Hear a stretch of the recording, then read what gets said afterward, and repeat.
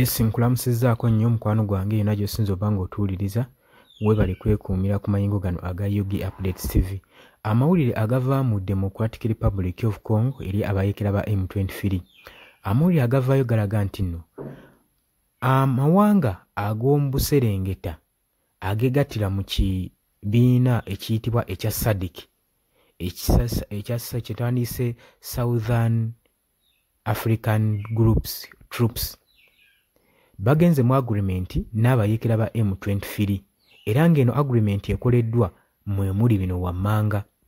Oli ku Yugi Updates TV gw'atannatweyungako kirira wansi waliwo ekigambo subscribe kikoneko obeere ng'otweyungako ddala bulungi nnyo. Abali mu diaspora abali emitala w'amayanja mbaanirizaako nnyo, mwabali mu South Africa nammwe abali ku mirwano mu Kenya mbaanirizaako nnyo, mwebale kwekuumira ku mayengo gano. Amawulire agavaayo mu Democratic Republic of Congo galaganga ekibinja kya SADC kitwandiise South African Development Community nga abatuuse ku nzikiriziganya naye oluvannyuma lw'okulemererwa. Lwaki balemereddwa era ne batuuka okusindiikirizibwa okusayininga agreement eno n'abayeekera ba M23? Jjukira bukyanga abayeekera batandika okubanga bawamba ebitundu mu Democratic Republic of Congo.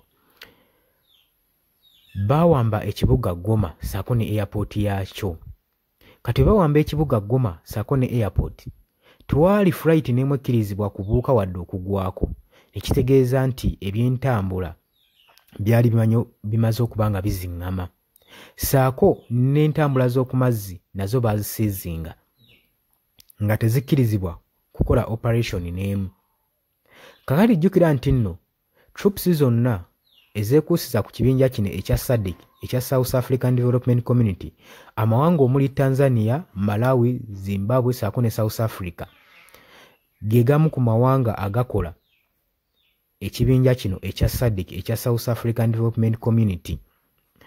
Kati wakati mu kulwanagana amagye gano aga South African Development Community gaali gadeployingibwa mu Goma gasobole okuba nga gatebenkeza emirembe n'okukuuma ekibuga kino saako n'okukuuma ekibuga kino Goma okusobola okulaba nga bateekawo hospitality eri abatuuze abawangaalira mu Democratic Republic of Congo.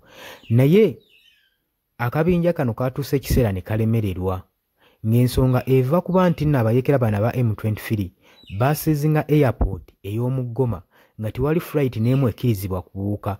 Kitegeeza nti nno akabinja kano aka SADC tekayina ngeri ki gye kasobola kufunamu services na kufunamu advancement ebyo beetaaga okulaba nga babafacilitatinga mu lutalo olwali lugenda mu maaso mu Democratic Republic of Congo. Era kibabeeredde kizibu nnyo okutambuza ebyokulwanyisa saako n'ebikozesebwa mu lutalo.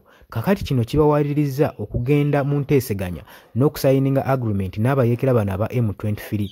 Emu ku bye bakkaanyizzaako abayeekera bagambye nti nno baagala ekitongole kino ekya SADC, amawanga gonna ageegattira mu kitongole kino ekya South African Development Community gasuulewo ebyokulwanyisa ga withdrawing gaggyeyo ne troops zaago mu ggwanga erya Democratic Republic of Congo naddala mu kibuga Goma.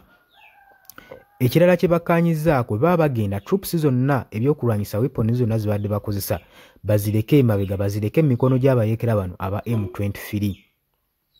Bakkaanyizzaako okubanga bonna balina okukolera awamu okusobola okulaba nga baadvansinga nga balongoosa ne airport eno ebadde maze ebbanga nga te-operatinga. Bakkaanyizibwako nti nno amagye gano gatransportingibwe mu ngeri ey'emirembe nga goolekera ewaabwe ku butaka bulijjo eridde mu ggwanga lyayo.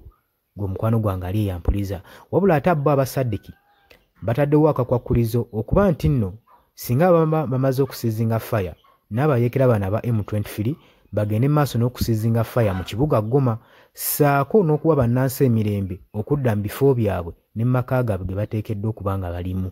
Gwe mukwano gwange ali eyampuliza. Oli ku Yugi Updates TV, nyongera okujjukiza gwe atannatweyungako kirira wansi waliwo ekigambo subscribe kikoneko obeere ng'otweyungako. Abali mu Canada, US, UK, abali Saudi Arabia munamba tumiddeko nnyo, mwebale kujja mu comment section mwebale kuteekawo obubaka bwammwe tubala mwongere okubanga mutangaza eggwanga mmwe abatannatweyungako mu comment section. Nagamye oba oyagala otweyungako mu comment section kirira wansi waliwo ekigambo subscribe kikooneko obeere ng'otweyungako. Mbaagaliza olunaku olulungi mweraba.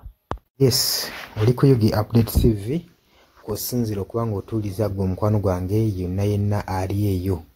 Gwe nagambye agala otweyungako, agala okweyunga ku channel eno, kirira wansi waliwo ekigambo subscribe kikooneko okoonene mukadde. Temwerabirako na mukadde kubanga akadde ako mukwano gwange gakuyambako nnyo okuleetera notification message bwe wabanga waliwo information yonna gye tutaddeko. Ate buli wo subscribing obeera otufollowinze, kitegeeza buli kimu kye tunaateekako ojja kubanga okifuna gwe omukwano gwange. Leka okeepingwe ng'oli updated ku buli kimu ekigenda mu maaso mu ggwanga gwali eyampuliriza. Abali mu Qatar, Oman, Dubai, Saudi Arabia, abali e Dubai, abali mu US, abali mu UK, abali e Canada, abali mu South Africa, nammwe abali mu Ndwani Kenya, Nalekani, Menyani, nammwe abali mu Asia, mbatumiddeko nnyo mwebale kwekuumira ku Yugi Update TV. Mwe mubeezezzaawo amayengo gano aga Yugi Update TV. Mikwano gyange sola beebaza kinnoomu wabula nsazeewo nkozese lino eddoboozi ery'ewamu nsobole okubeebaza. Mwebale kuyimirizaawo channel eno, mwebale mwabajja naddala mwabajja mu comment section ne mukomentinga ne muteekako endowooza yammwe ne mutangaza bannayuganda ku ki ekiteekeddwa ekituufu okukolebwa gwe okusinziira ku ndowooza yo. So munamuna abatajjangako mu comment section mbakubiriza okujja mu comment section muteekeko ebirowoozo byammwe mutangaze eggwanga ku biki byaba bagenze mu bukyamu ne bikolebwa mu bukyamu eri bannayuganda. Dani ku Airlines e Kenya nawe nkutumiddeko ennyo naye jangu mu comment section oteese, toteekako buteesi linnya lyo.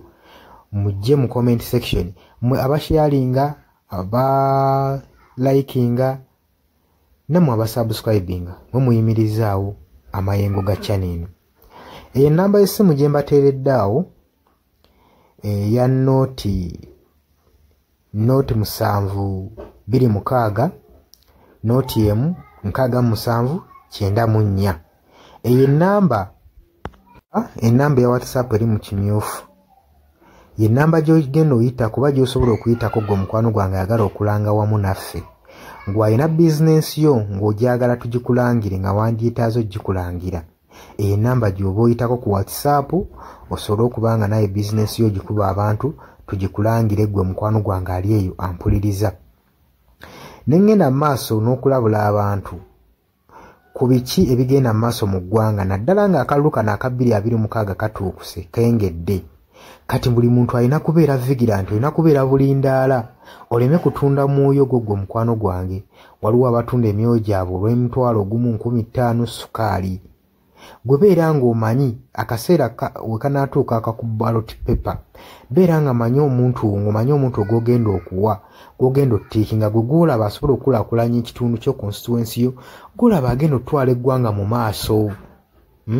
Bannange tusibwa nnyo akatambaala mu mutwe mu biseera nga bino. Newankubadde obwavu babubalumizza mutya, totunda mwoyo gwo ku lw'akantu katono, wabula saasira ku ggwanga lyo, osaasire ne ku zadde lyo, osaasire ne ku future weenaabeera. Lowooza ku by'emu maaso.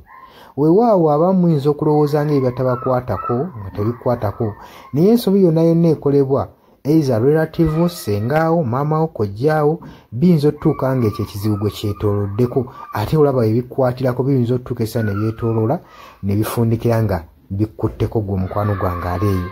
So kyenva nkubiriza baganda bange mwenna abali ku Yugi Update TV ogenda maaso n'okusharinga information eno.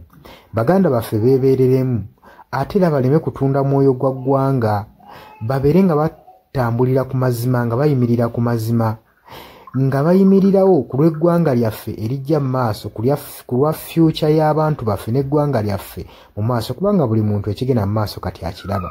Bw'atalaba kigenda mu maaso nkakasa obeera muzibe. Ate era ne muzibe naye alina byawulira ebimukyemula omutima, kati n'amanya nti no mu ggwanga mulimu kino. So nkubiriza buli omu obeere lalabayi wa munno, osobole okuba nga oli kalabaalaba w'oyo ku biki ebigenda mu maaso. Obakubirize n'omubakubiriza waliwo abali mu byalo nga tebamanyi kigenda mu maaso. Mubaagaliza subscribinga ku mikutu gino bategere ebigenda mu maaso mu ggwanga lyaffe. Wakati smartphone zajja gwe mukwano gwange ali eyo. Wabula mbaagaliza olunaku olulungi mubale kwekumira ku Yugi Updates TV mubatana subscribinga mugere maaso n'okusubscribinga mbaagala nnyo era mweraba.